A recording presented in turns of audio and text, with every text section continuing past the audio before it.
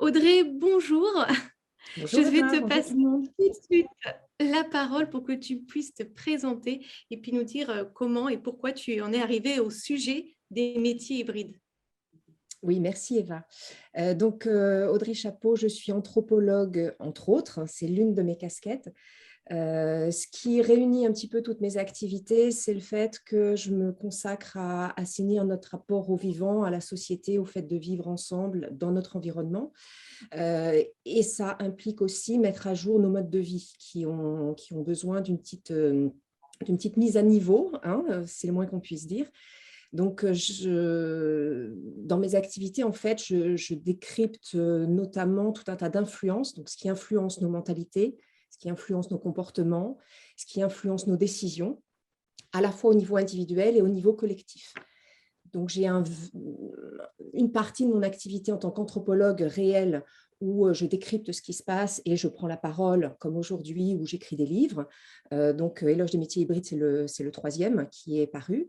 Et puis, j'ai une activité d'accompagnement individuel où là, je travaille sur d'autres registres, avec notamment en utilisant notamment les champs élargis de conscience pour solder un petit peu les héritages de certaines personnes qui me contactent et qui ont l'impression de piétiner ou en tout cas qui ont besoin de clarifier ce qui se passe dans leur vie. Donc ça, c'est pour le portrait global. Et j'en suis venue à écrire et à éditer ce livre Éloge des métiers hybrides pour les touche-à-tout et les autres. Je vous le montre comme ça, si vous ne l'avez pas encore vu passer sur les différents réseaux sociaux notamment. À la fois parce que c'est une partie de mon histoire, c'est-à-dire qu'il m'a fallu quelques années quand même, hein, et un cumul d'expériences professionnelles et en tant que salariée et ensuite à mon compte pour être totalement à l'aise avec qui j'étais et surtout quels étaient mes besoins et comment je pouvais contribuer à la communauté, à la société. Et puis parce que c'était aussi le reflet de ce que je pouvais entendre, voir, observer avec les personnes qui me contactaient pour que je les accompagne historiquement sur des changements de vie, des grosses transitions de vie, que ce soit des départs à l'étranger ou des retours au pays après plusieurs années, ou que ce soit dans le monde professionnel avec des reconversions, des prises de poste, des mobilités internes. Et donc, euh, tous ces exemples, tous ces témoignages m'ont montré qu'il y avait un décalage flagrant entre ce qui était attendu de nous par la société et ce que les gens vivaient vraiment intérieurement. Et de là, je me suis posé des questions au fur et à mesure et je me suis dit, voilà, qu'est-ce qui se passe? Qu'est-ce qui fait que l'être humain euh, est être humain? Est-ce qu'il y a une universalité dans quelque chose de particulier par rapport au travail ou aux activités professionnelles ou activités au sens large? Et là, je me suis rendu compte qu'en fait, nous vivions dans une société construite à l'envers. Et donc, c'est ça, notamment, que j'ai voulu mettre en évidence dans ce livre. Alors, je sais bien que c'est un sujet... alors, on ne parle pas forcément de touche à tout, on va parler de slasher, on va parler de multipotentiel, on va parler de haut potentiel, on va parler de tout un tas de notions comme ça d'étiquettes. Il y a énormément de livres sur ces sujets qui sortent en ce moment et qui sortent depuis quelques années. Ça commence à devenir... Euh, euh, normal, on va dire. Hein. C'est plus un sujet de niche, hein. Ça commence à devenir très, très vulgarisé. Et à la fois, enfin, cet ouvrage, en fait, j'ai pas voulu en faire un ouvrage de plus. Donc, c'est pas un guide pratique. On n'est pas sur de la définition, on n'est pas sur euh, essayer de donner un mode d'emploi aux personnes, pas du tout. Au contraire, c'est un ouvrage qui permet d'ouvrir les horizons, de se questionner et surtout, je pense, hein, tu me diras Eva si tu es d'accord ou pas, l'une de mes intentions phares était aussi de montrer d'un point de vue anthropologique à quel point notre société avait été construite pour nous faire comprendre ce qui était attendu de nous alors que c'est contre nature. Alors, c'est l'élément qui m'a le plus marqué quand je t'ai lu, tu vois, c'est de réaliser qu'en fait, euh, être dans cet état d'hybridité, enfin, d'être touche à touche, c'est finalement un fait naturel et qu'on est tous amenés dans notre nature, et tu expliques ça aussi avec des exemples historiques issus de l'histoire. Et je veux bien que tu nous donnes quelques exemples justement pour venir illustrer ce concept de touche à tout, pour voilà, essayer de mieux comprendre, parce que finalement, c'est quoi un touche à tout? Comment toi, tu définis cette notion de touche à tout et de métier hybride? Alors, pour moi, la base, ce n'est pas le métier hybride. Le métier hybride, c'est la conséquence. Et c'est l'une des conséquences possibles pour les touches à tout. Le point de départ, c'est le fait que l'être humain est fondamentalement un touche à tout. Alors, moi, j'utilise ce terme-là. Certains ne l'aiment pas trop parce que ça peut donner l'impression qu'on s'éparpille, etc. Peu importe, j'ai envie de dire, on s'en fiche complètement du terme qui convient à chacun. Ce qui est important de retenir, c'est que l'être humain a fondamentalement besoin d'exercer de nombreuses activités en parallèle. De nombreuses activités, il n'y a pas un chiffre minimum et un chiffre maximum, ce n'est pas de ça, mais il est naturellement polyvalent. Et il a naturellement besoin d'expérimenter, de créer et de s'accomplir dans différentes activités simultanément. Historiquement, on le voit bien. Si on prend, alors, quand je parle de historiquement, je ne reviens pas sur 2 siècles d'histoire ou 2000 ans d'histoire depuis les cités gréco-romaines. Hein. Moi, je reviens beaucoup plus loin, puisque le fait, en fonction des points de repère que l'on a, en fait, on va comprendre l'être humain complètement différemment. Si on se base sur une histoire de 2 siècles ou de 2000 ans, on se base sur des modèles de société urbaines, enfin, en tout cas, régies par une cité ou une ville, sur des populations sédentaires en très grande majorité, sur des populations hiérarchisées avec une forte densité. Donc, il y a tout un tas d'éléments qui viennent structurer les modes de vie et donc les activités de travail. Donc, moi, si je reviens encore plus en arrière, donc là où est le plus grand de notre histoire en tant qu'espèce, les individus vivant dans de petits groupes, dans des tribus, dans des petites communautés, étaient obligés d'être polyvalents, c'est-à-dire ils étaient obligés de savoir à la fois cueillir, transformer des produits, travailler le bois, allumer le feu, travailler les peaux de bêtes.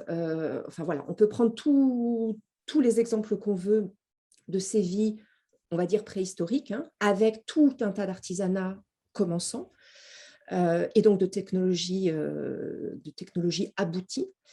Et on se rend compte qu'ils étaient obligés d'être pas forcément experts, mais en tout cas d'être actifs et professionnels sur tout un tas de champs. Pourquoi? Parce qu'à partir du moment où une personne meurt, il faut bien que ces compétences-là puissent être reprises par le reste du groupe. Donc, le fait d'être polyvalent comme ça permettait à nos ancêtres de maintenir leur autonomie. Et au fur et à mesure, avec cette sédentarité, etc., nous avons été habitués à nous spécialiser sur un domaine plutôt qu'un autre. Mais si on regarde dans notre histoire courte, nos ancêtres beaucoup plus récents, grands-parents, arrière-grands-parents en milieu rural, par exemple, parce que c'est le plus flagrant, ils étaient aussi polyvalents. Ils étaient agriculteurs, ils faisaient de la dentelle, ils faisaient des paniers. Enfin, voilà, il y a plein. Donc, ils ont tout un tas d'activités à leur actif. Et donc, aujourd'hui, nous, on est issus de ça. Donc, certains vont avoir besoin de l'exprimer dans leur vie professionnelle, à avoir plusieurs activités en parallèle, ou alors à combiner leurs activités. D'autres vont dire, ben non, moi, ça va très bien parce que j'ai mon activité professionnelle unique, peu importe la complexité, l'expertise. N'empêche que quand on creuse un petit peu, on se rend compte que dans le reste de leur vie, privée, etc., ils ont tout un tas d'autres activités. Et donc, c'est cet équilibre global qui fait qu'ils sont à l'aise dans leur situation professionnelle, même si c'est un métier non hybride qu'ils exercent. Est-ce que j'ai répondu à ta question? Oui, tout à fait. Et puis tu parles aussi de quelque chose, tu parles d'amnésie collective. Parce que comme tu viens de nous l'expliquer, c'est un fait qui nous est naturel. Et moi, quand je t'entends parler, j'ai l'impression que c'est quasiment quelque chose qui nous a permis aussi de survivre tout simplement dans nos sociétés et puis d'évoluer.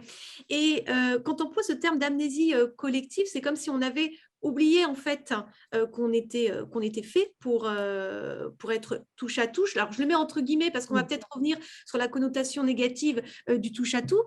Euh, Si on se rapporte au milieu de l'entreprise, pour toi, comment cette amnésie collective se manifeste?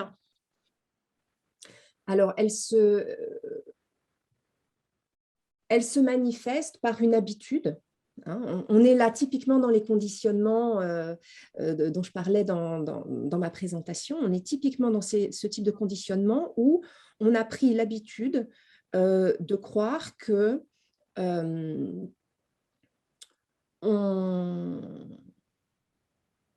on développe des capacités, des compétences pour arriver à un métier. Hein, on parle de un métier ou une activité ou un job. Hein. Après, c'est pareil, il y a tout un tas de niveaux de compréhension de tout ça qui sont très pertinents pour voir à quel point, quelle est notre relation avec notre activité professionnelle. Et on est dans une époque où on nous a fait comprendre que l'évolution naturelle, normale de réussite était toujours plus d'expertise et toujours plus d'évolution dans le niveau managérial. Alors, on en sort un petit peu, on commence à en sortir parce que la société bouge et parce que les plus jeunes générations ne sont pas du tout adeptes. Alors, c'est même pas qu'elles ne sont pas adeptes, c'est que ça ne leur parle pas du tout, ce modèle de réussite professionnelle. Donc, ça crée des grincements dans le monde du travail, en entreprise notamment, à tous les niveaux. Mais ça, c'est simplement une habitude récente. C'est une habitude récente qui a commencé avec, globalement, la mécanisation, l'industrialisation, on va dire au 19e siècle, où il fallait, je l'ai déjà exprimé à plusieurs reprises, mais globalement, il fallait produire en très peu de temps de très grandes quantités de produits manufacturés. Donc, on avait besoin de bras, de main-d'œuvre de bras. Et puis après, au fur et à mesure des décennies, on est arrivé au XXe siècle où cette main-d'œuvre de bras s'est transformée petit à petit en main-d'œuvre de cerveau. Et donc, on arrive à la société de service et on arrive à un excès de cette société de service ou de ce besoin de main-d'œuvre de cerveau, on en arrive aux bullshit jobs, hein, dont Graeber parlait très bien dans ses ouvrages notamment, et où on se rend compte que ça ne va plus du tout. Avec en plus de ça, au sein des entreprises, de plus en plus d'expertise et donc une incapacité à créer du lien entre les différents services, entre les différents métiers à l'intérieur des entreprises. Donc, en fin de compte, pourquoi je parle d'amnésie? Parce qu'on en oublie à revenir sur des points de repère un petit peu plus anciens ou un petit peu plus basés sur du bon sens. Et donc, on reste dans cette habitude-là. Et ce qui vient nous chambouler aujourd'hui, c'est qu'on se rend compte que ce modèle-là, arrivé à cet extrême-là, donc il était très pertinent à un moment, il répondait à des besoins utiles à une période, mais aujourd'hui, c'est dépassé. Et donc, aujourd'hui, il faut changer de modèle. Et donc, c'est pour ça qu'il y a tous ces grincements-là. C'est pour ça qu'il y a autant de mal-être au travail, avec toutes les conséquences que ça implique.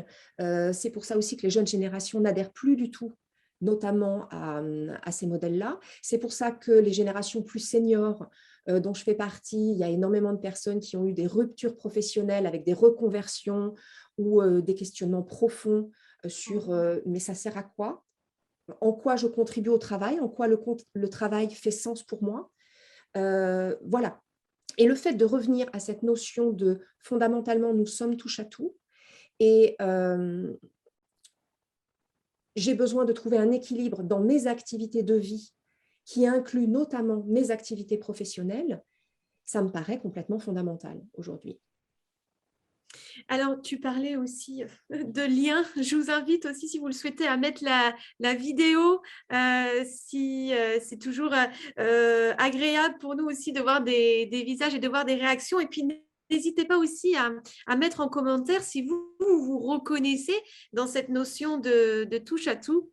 On est bien curieuse de le savoir. Audrey, est-ce qu'on est tous finalement touche à tout? On a compris que c'était un fait naturel, mais est-ce qu'il y a finalement des personnes qui ne sont pas faites pour être touche à tout? Alors, et comment on reconnaît un touche à tout? Comment on peut se reconnaître dans cette notion-là? ok. Donc, comment on peut reconnaître un touche à tout?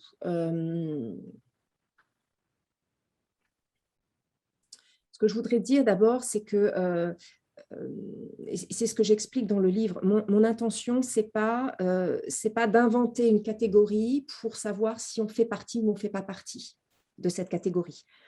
C'est vraiment pas ça mon objectif. Donc, ce que je peux donner, ce sont des critères qui permettent d'identifier des tendances. Après, je pars du principe, en tant qu'anthropologue, et là, il y a peut-être d'autres professionnels sur d'autres registres qui ne seraient pas forcément d'accord avec moi, mais c'est un autre débat. Je pars du principe que nous sommes tous fondamentalement touche à tout. Maintenant, comme pour d'autres types de critères, certaines personnes sont à l'aise avec ça, d'autres ne sont pas à l'aise. Certaines personnes s'adaptent aux situations dans lesquelles elles vivent de manière très fluide, d'autres ont plus de mal. Donc, à partir du moment où on dit tout le monde est touche à tout, ça veut dire quoi par rapport à ce que j'ai dit tout à l'heure? Ça veut dire que l'être humain a besoin de diversité d'activités. Il s'ennuie vite, donc il a besoin tout le temps de nouvelles expériences. Il apprend plutôt vite, et donc il a besoin de nouveautés. Donc, un touche-à-tout, on pourrait dire que quelqu'un qui se reconnaît fondamentalement dans le fait d'être un touche-à-tout, c'est quelqu'un qui apprend vite, qui s'ennuie vite, qui fait vite, qui a besoin de diversité. Après, il y a plein de manières de le vivre, de bien le vivre ou de mal le vivre.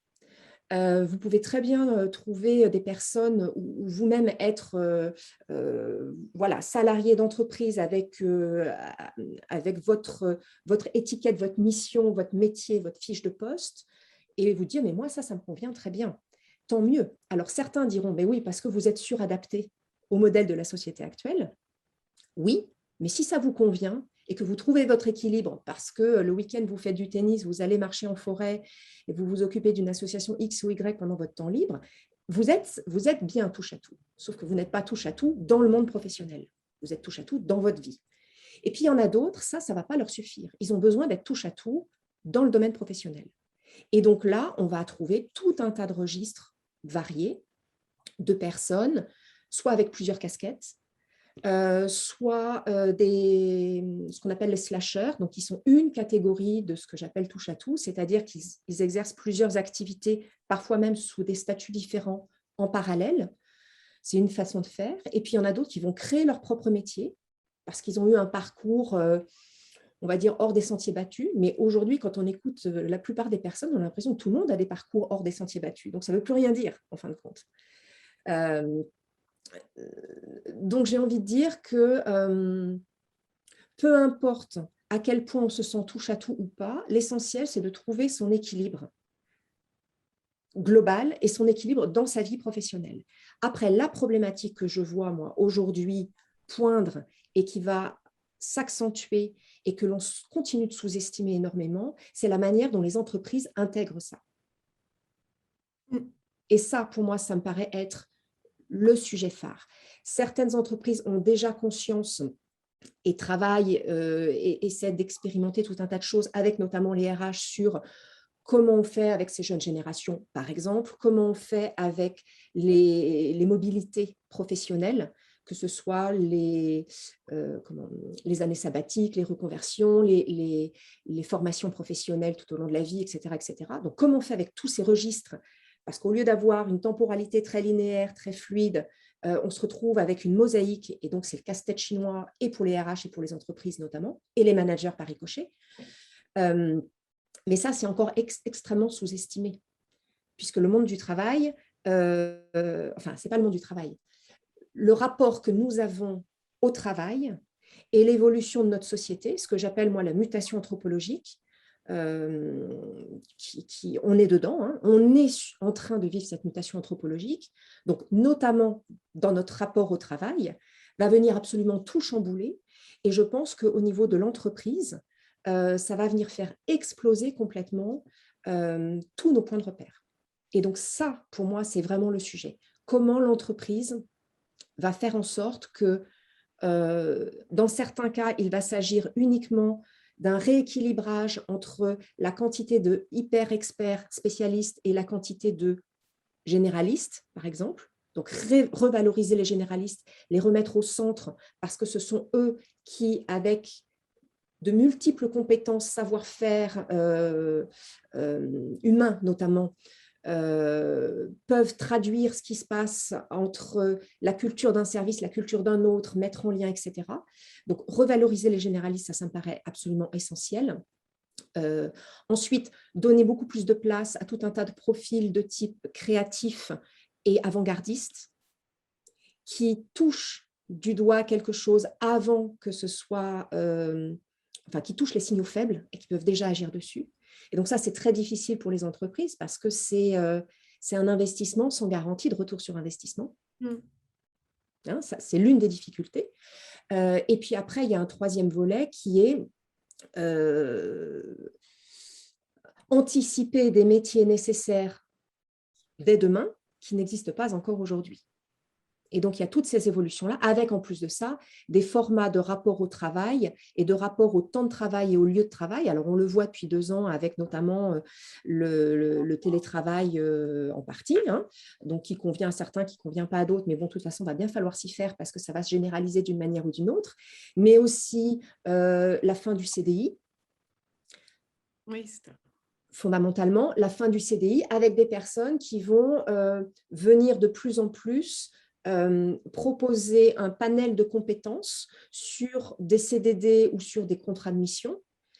Et donc, ça éclate complètement le modèle de rapport au travail. Et donc là, les personnes qui se sentent totalement touche à tout vont pouvoir s'épanouir complètement parce qu'elles vont avoir leur éventail toute leur palette de compétences et d'expériences dans des environnements différents, dans des métiers différents.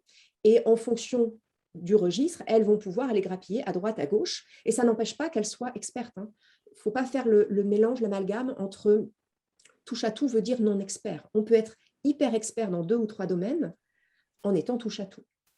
Et on peut n'être expert en rien du tout en étant touche à tout aussi. Hein. Tout est possible. Donc, ça ne s'oppose pas forcément. Hein. C'est un cumul qui se fait.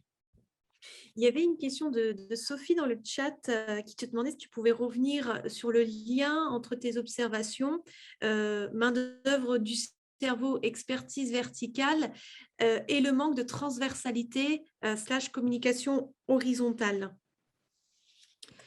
Oui, alors alors ce que j'ai pu observer, mais je ne suis pas la seule, hein, il y a eu plein d'ouvrages aussi là-dessus pour constater ça, c'est que, alors c'est difficile de donner des dates précises, mais on va dire fin 20e siècle et tout début 21e siècle, ce qui s'est passé dans les entreprises par volonté d'optimisation, hein, par volonté d'excès d'optimisation, ça a été d'externaliser des fonctions support. Je schématise, hein, je caricature un petit peu, mais ça a été d'externaliser des fonctions support pour se concentrer sur le cœur de métier. Hein. Ça, on est là avec des verbatims qu'on a entendus des millions de fois en entreprise. Donc ça, c'est très bien, on se concentre sur le cœur de métier, sauf que le cœur de métier, c'est aussi la culture. C'est aussi la culture de l'entreprise, c'est aussi la culture du métier, c'est aussi la culture de l'histoire de l'entreprise. Et c'est aussi ce qui n'est pas uniquement sur une fiche de poste ou qui n'est pas forcément transposable en 3 mois de tuilage dans le meilleur des cas quand il y a passation d'une personne à une autre. Il y a tout un tas de connaissances et de connaissances entre services qui, si elles sont externalisées, en fin de compte, c'est comme s'il y avait une perte de cerveau, hein, une perte de connaissances. Et Donc, c'est bien, c'est utile, on va dire, sur de l'optimisation court terme, mais les entreprises se sont rendues compte au bout de quelques temps que l'externalisation de ces fonctions support, donc avec une dévalorisation de ces métiers-là, de ces fonctions-là, faisait qu'il y avait une perte sèche complète dans les entreprises. Et donc, ils se sont dit, OK, il faut les ramener dans l'entreprise. Donc, il y a des tentatives, hein, et ça se fait de plus en plus, et c'est très bien, de remettre ces fonctions support-là dans l'entreprise. Pourquoi? Parce que donc, ces métiers support et ces généralistes et je pense notamment aux assistantes de direction, parce que c'est des métiers qui sont tellement sous-estimés par rapport à l'apport elles sont incontournables, indispensables, ces métiers-là. Pourquoi? Parce qu'en fin de compte, elles captent par des signaux faibles, elles traduisent, elles mettent en lien, elles alertent. Voilà. Et tout ça, c'est encore déficitaire aujourd'hui. C'est encore déficitaire aujourd'hui dans le monde de l'entreprise. Pourquoi? Parce qu'il y a toujours... Alors, on parle de mettre l'humain au centre, mais la plupart du temps, l'humain n'est toujours pas au centre. Alors, et donc, c'est ça, cette transversalité-là, en fait. C'est cette capacité-là qui était présente pendant un temps, qui a disparu, qui revient, mais pas encore suffisamment en force. Est-ce que c'est clair ou est-ce qu'il y a besoin d'un complément? Sophie, est-ce que ça répond à votre question ou est-ce que vous J'ai souhaitez… peut-être répondu à côté de la plaque. Hein. Je ne suis pas sûre d'avoir…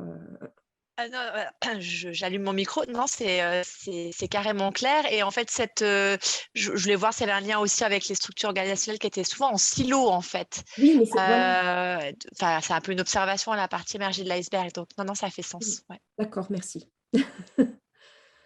C'est difficile de répondre globalement alors qu'il y a vraiment énormément de diversité entre les très petites entreprises, les ETI, les grosses entreprises, en fonction des secteurs d'activité. Donc là, voilà, j'essaie de donner un panorama global par rapport à ce que je connais, mais c'est vrai que ça pourrait être affiné vraiment en fonction d'un type d'entreprise particulier.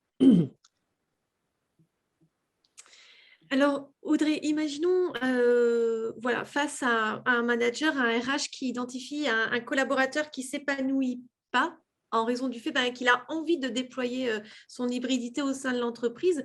Quelles sont les pistes possibles que tu pourrais donner pour accompagner ces collaborateurs dans le développement de tout leur potentiel? Donc, une réponse au RH, en fait, Par exemple, oui.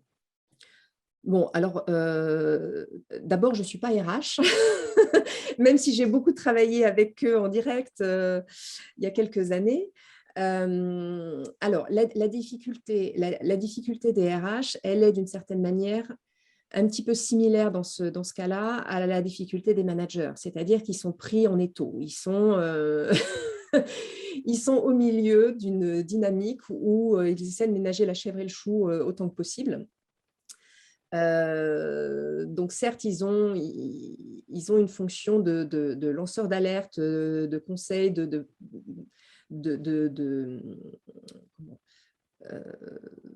prise de position, etc. Mais ils ne sont pas forcément entendus. En tout cas, ce n'est pas forcément mis en place ensuite, ou parfois ça prend énormément de temps et donc la situation a déjà changé et donc c'est plus pertinent. Donc j'ai bien conscience de cette complexité, de cette réalité-là. Ce qui me paraît important, donc si on prend les RH, le personnel RH globalement, c'est d'abord d'être conscient de cette réalité. Donc à la fois d'être conscient de cette réalité que nous sommes tous fondamentalement des touche-à-tout, plus ou moins à l'aise avec notre situation actuelle. Donc certains s'y trouvent très bien et d'autres ont besoin d'explorer beaucoup plus parce qu'ils se sentent avec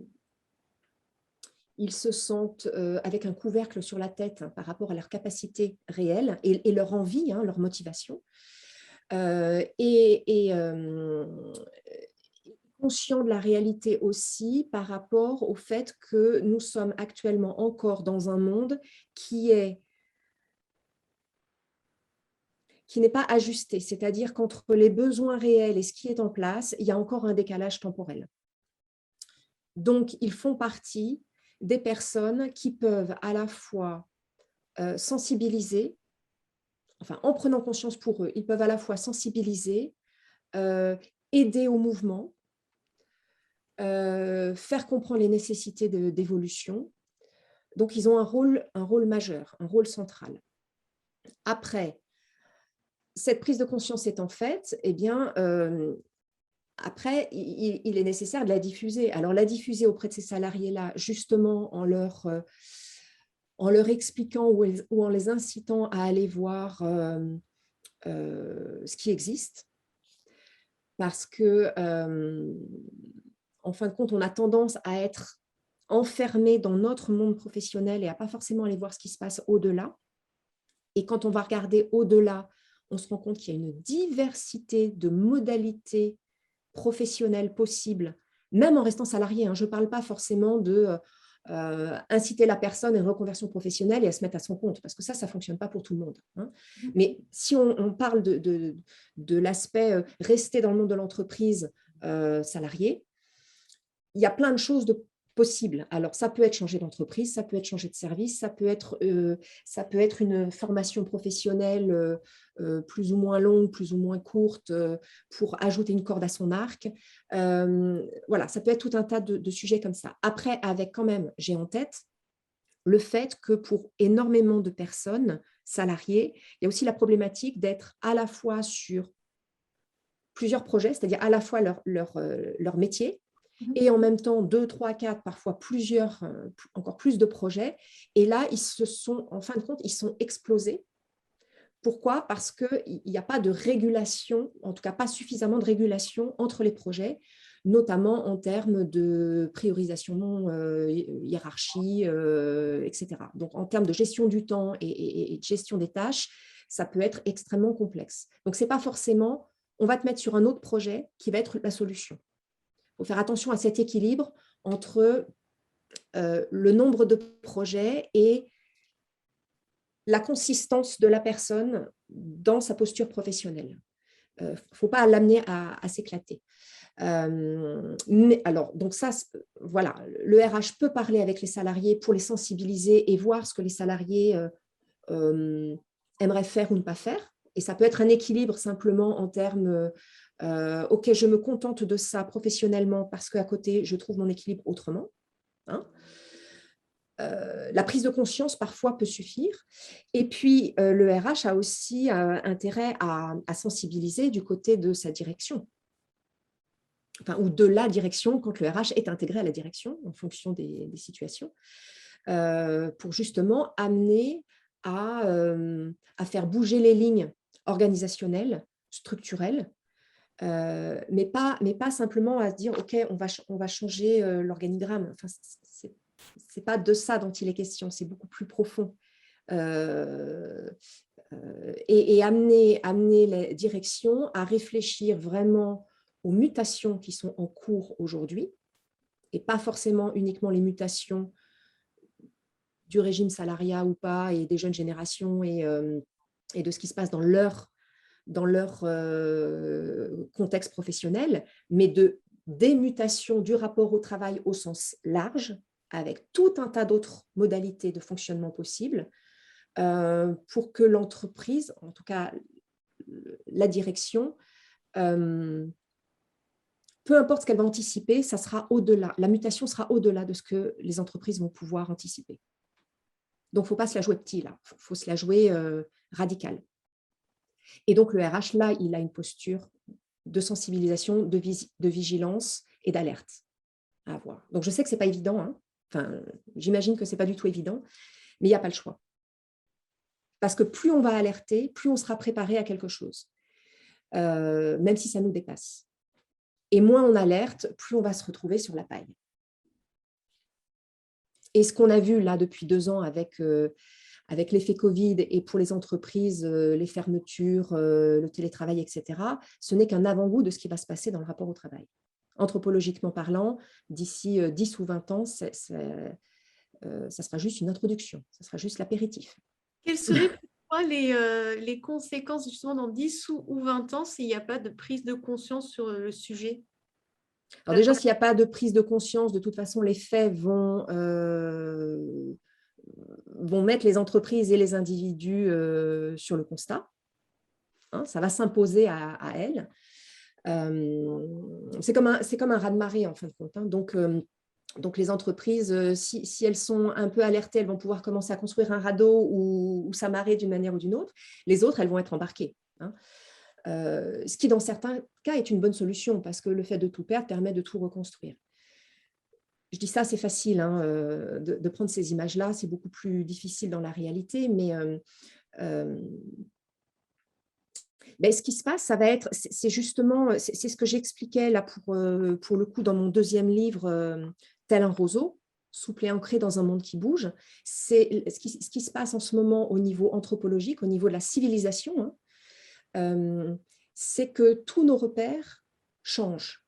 Donc, avec la numérisation, digitalisation notamment, et puis les modes de transport et autres, on se rend compte qu'on n'a plus aucun repère. Si je prends ce que j'appelle les 6 territoires culturels, hein, qui sont anthropologiquement parlant les champs, les types de repères sur lesquels on s'appuie pour se sentir en sécurité, pour avancer et pour vivre et travailler au quotidien. Donc, les 2 premiers, rapport à l'espace, rapport au temps, déjà, on voit bien qu'ils n'existent plus, ou en tout cas, ils sont en rupture complète avec le modèle ancien. Et quand je dis le modèle ancien, c'est notre modèle archaïque, on va dire, hein, de rapport au temps, rapport à l'espace, puisque avec le télétravail, notamment, on peut travailler, et puis même avant le télétravail dû au Covid, avec les équipes délocalisées, l'espace n'a plus la même notion. Alors, en plus de ça, dans le secteur logistique, il y a une différence entre ce qui se passe au niveau des bureaux et ce qui se passe avec la logistique des produits matériels. Donc là, on est dans des ruptures géographiques, on va dire, hein, de temporalité géographique. Les notions de temps de travail. Alors, est-ce qu'on doit regarder, est-ce qu'on doit pointer notre temps de travail ou pas? Et ça s'effrite de plus en plus. C'est-à-dire que même si c'est imposé, ça échappe aux entreprises, mis à part dans certains cas très précis, mais sinon, c'est de plus en plus difficile de pointer le temps de travail. Et c'est aussi, qu'est-ce que ça veut dire de travailler? Est-ce que parce que je pointe, je travaille et donc je suis payée pour? Ou est-ce que parce que je suis en week-end, je lis quelque chose et tiens, ça me fait faire une connexion avec un des sujets que je traite dans la semaine, mais là, je ne suis pas payée pour. Donc, il y a le rapport au travail payé, rémunéré, officiellement admis légalement parlant, hein, et puis le travail réel, le travail effectif. Et là, on voit qu'à la fois par rapport à notre rapport à l'espace et notre rapport au temps, notre société actuelle est complètement paumée par rapport à ça. Aujourd'hui, le salaire représente quoi?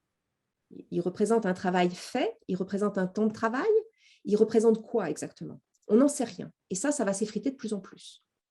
Si on regarde le rapport, donc 2 autres piliers, le rapport aux autres et le rapport à la structure, on se rend compte que là, c'est pareil, tout vole en éclats, puisque le rapport à la structure,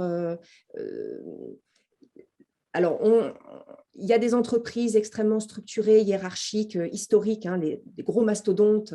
Eux, alors, OK, ils sont bien solides, mais il y a une inertie énorme.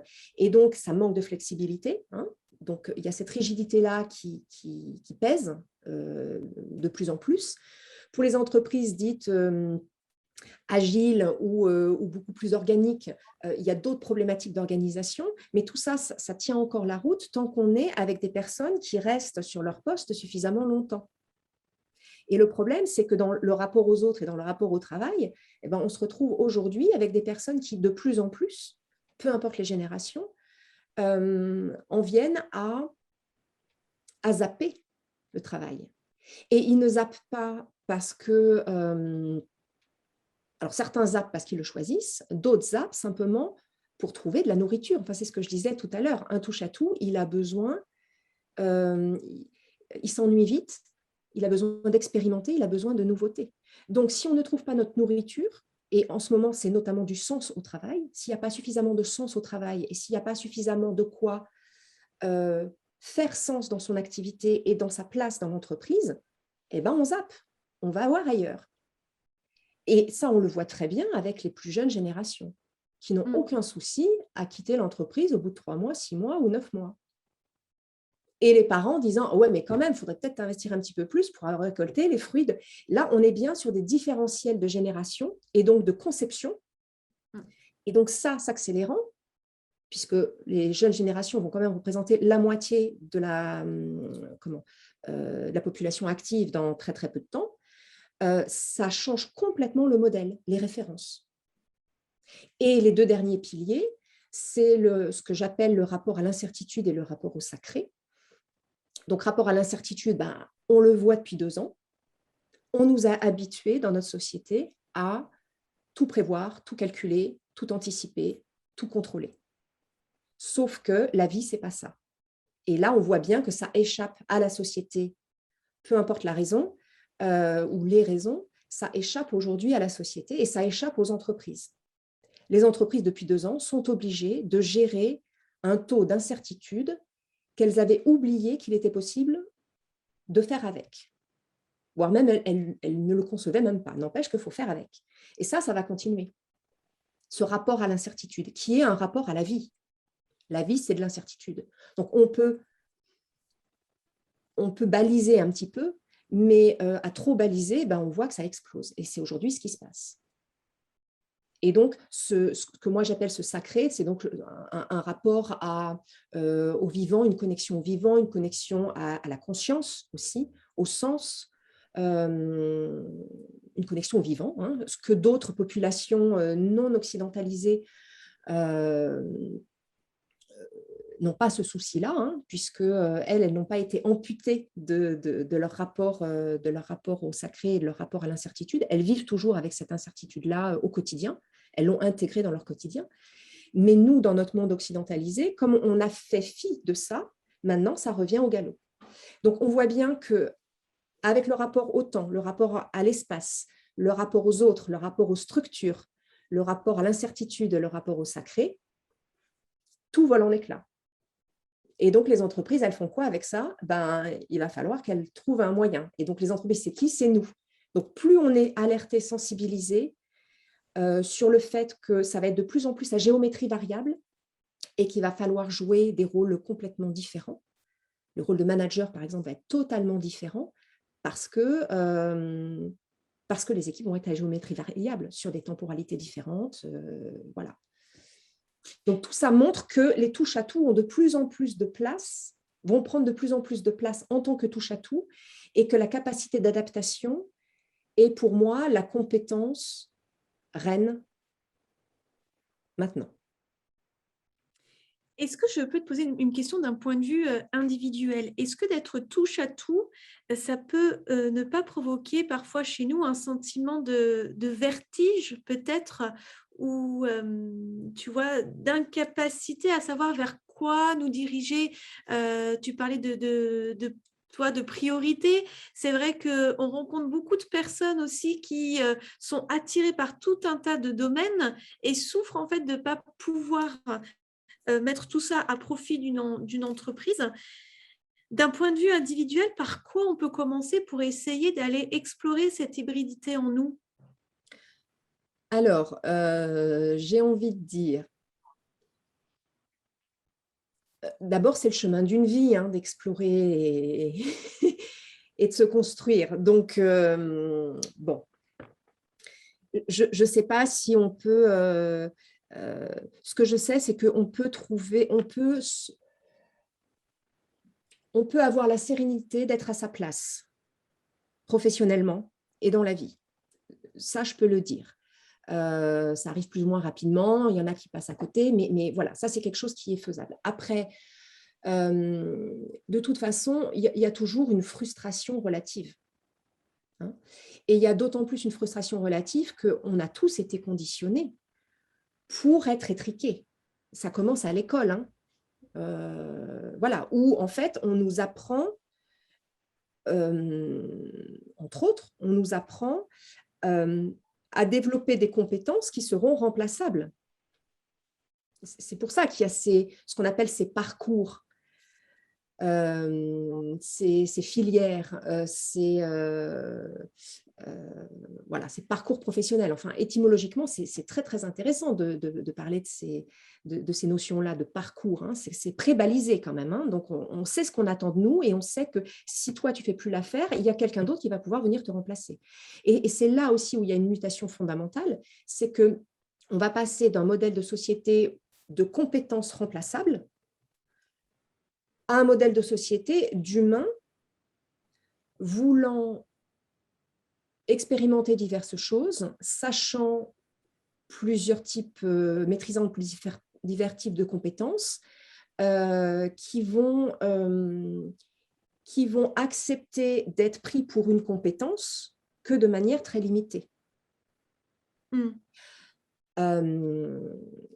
Voilà. N'empêche qu'avant d'arriver à ça pleinement pour la grande quantité, la grande majorité de la population, puisque de toute façon, c'est vers ça qu'on tend, qu'est-ce qui va se passer? Il va falloir travailler nos propres conditionnements.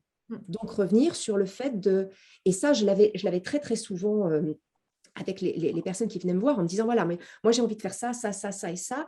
Et on me dit qu'il faut que je choisisse. Je dis, mais pourquoi vous voulez choisir? Faites tout. Et vous verrez, c'est l'expérience qui va faire que vous allez éliminer un projet ou un autre, ou alors vous allez en combiner deux, alors que vous n'y pensiez pas avant.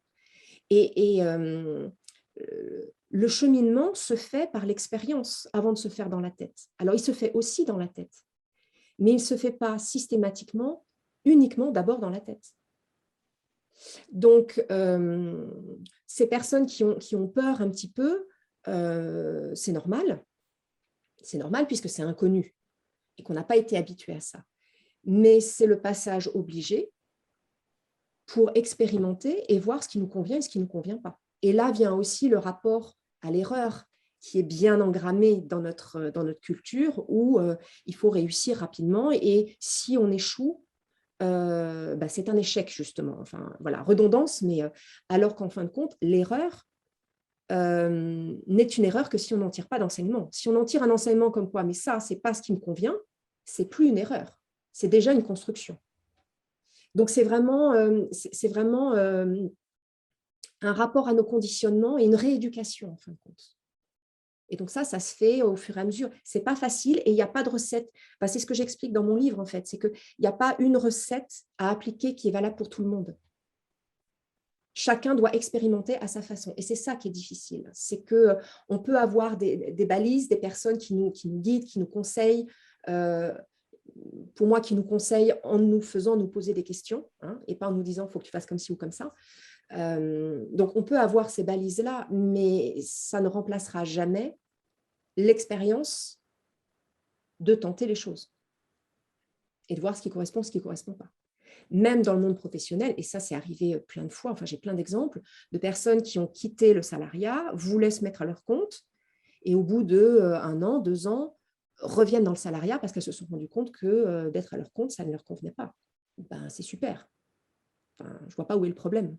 La difficulté, c'est de matcher entre cette réalité d'individu et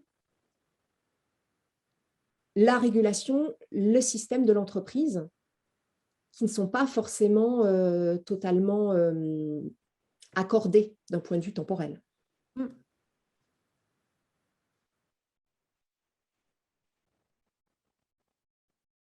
Est-ce qu'il y a des réactions parmi ceux qui nous écoutent aujourd'hui ou est-ce que vous souhaiteriez intervenir, peut-être illustrer ce qui vient d'être dit avec une expérience? Est-ce qu'il y a des choses qui vous parlent ou qui font écho peut-être à votre parcours? Puis là, on est parti dans plein de directions différentes. Dans plein de directions. Vraiment parti en étoile sur plein de sujets. Moi, ce que tu dis, Audrey, ça me fait penser à cet ami avocat, tu vois, qui m'expliquait qu'il dépérissait dans son travail juridique et qui s'est interrogé sur comment remettre de la vie dans son métier sans pour autant changer de métier. Il s'est aperçu qu'en fait, depuis tout petit, il avait une appétence artistique. Tu vois, il voulait être comédien. Et il s'est fait un peu happé, j'ai envie de dire, par la technicité de son métier, jusqu'au jour où il s'est dit, eh bien, je vais remettre dans mon métier d'avocat, et en plus j'ai une scène quand je suis en audience, de la comédie pour aller retrouver de la joie. Ça me fait un peu penser à cette notion d'hybridité, tu vois, ces facettes aussi de nous qu'on a peut-être cachées à un moment dans notre vie, et que c'est vrai que tu disais, c'est pas forcément nécessaire de passer par un changement radical, une reconversion, ou forcément qu'on devienne tous entrepreneurs. Je pense que c'est aussi une hybridité qu'on peut faire jaillir à partir de nous-mêmes. Alors des fois, il y a des contextes professionnels dans lesquels ça va être facilité, Oui. et puis il y a des contextes professionnels où ça va nous en être empêché. Et voilà, ça me fait un peu penser à cette histoire de cet ami avocat. Je ne sais pas si, voilà, si ça parle avec ce concept d'hybridité. Si, mais c'est totalement ça. C'est-à-dire que souvent, on ne se rend pas compte à quel point on a des compétences qu'on n'explore pas suffisamment. Alors parfois, on tente de les explorer et puis on a un mur devant nous, hein, parce que bon, il y a des situations professionnelles qui font que ce n'est pas forcément capté. Et bon, ça c'est un autre sujet. Mais tu vois, par exemple, sur ce sujet d'avocat, par exemple, donc, il y a l'exemple que tu donnes. Mais moi, je pense aussi, parce que là, en ce moment, on se rend compte à quel point il y a des vides juridiques énormes dans certains domaines.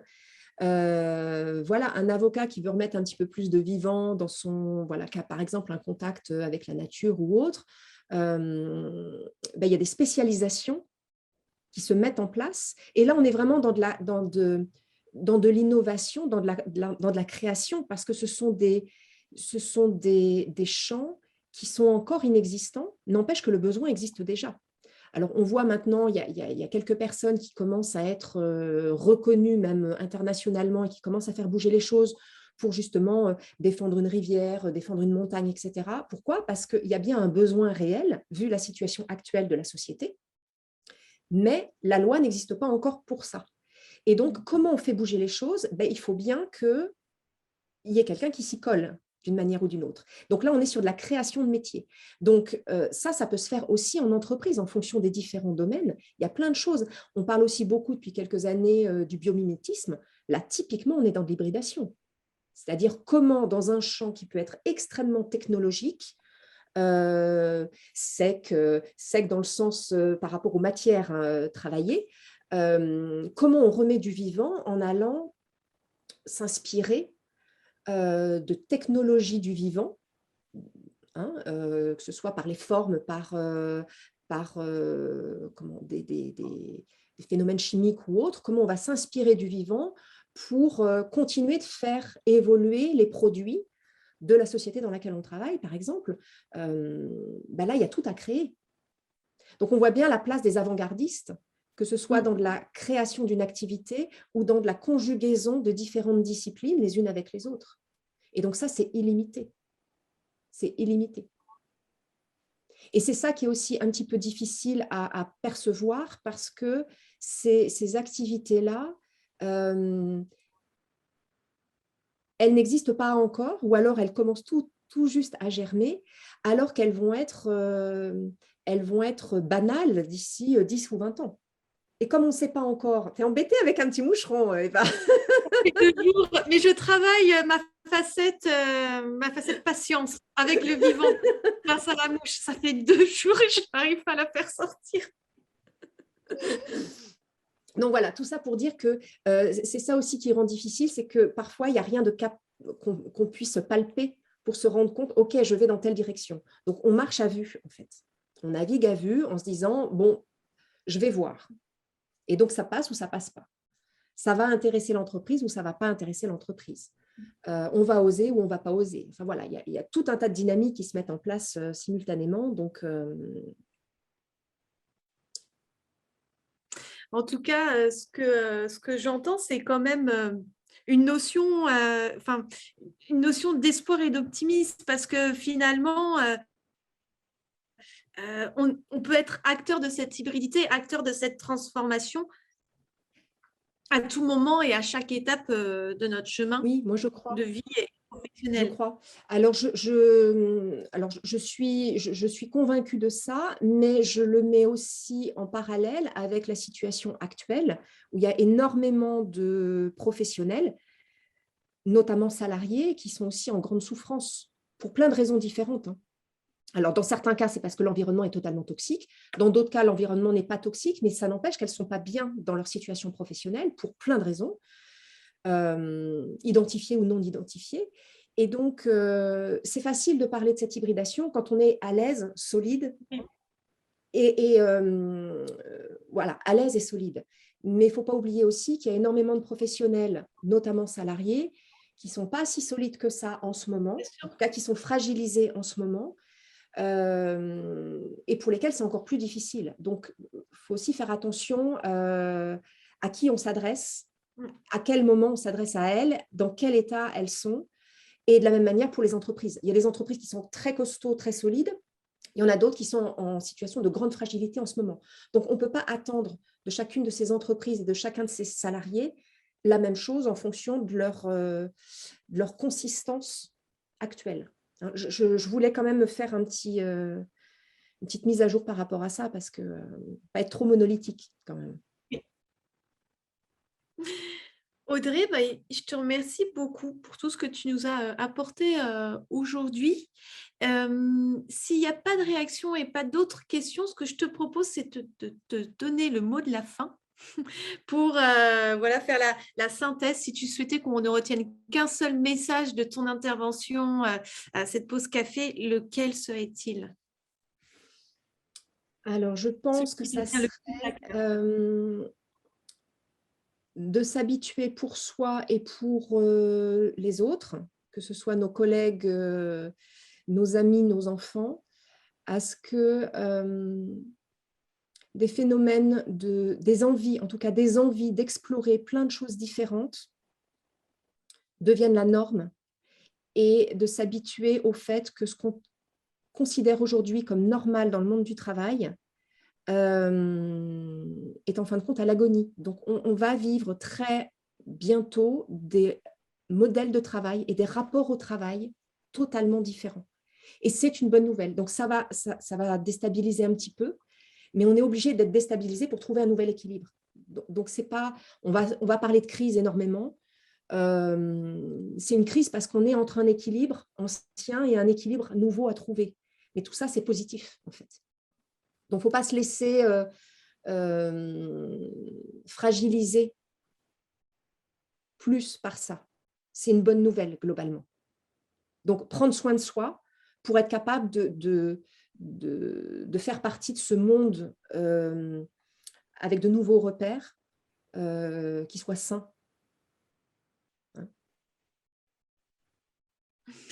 Merci beaucoup, Audrey. On est conscient que c'est sur l'heure de travail. Donc, on va terminer à l'heure. N'hésitez pas à ce qu'on continue à communiquer sur les réseaux sociaux, à poursuivre les échanges, à nous nourrir aussi d'échanges et de relations. Alison vous a mis les 3 prochains événements du côté optimisme pro. Pardon, excusez-moi, parce qu'on a aussi le club de l'optimisme particulier. N'hésitez pas à aller faire un tour sur le site internet et à ce qu'on reste en contact pour poursuivre les échanges et la réflexion. Et au besoin aussi, excuse-moi Eva, au besoin aussi, en échange, moi je suis sur Facebook, sur LinkedIn, ou via mon site, s'il y a des questions ou des remarques, j'y répondrai avec plaisir. Merci beaucoup Audrey. Merci à Eva, vous et pour votre l'optimisme. À très bientôt.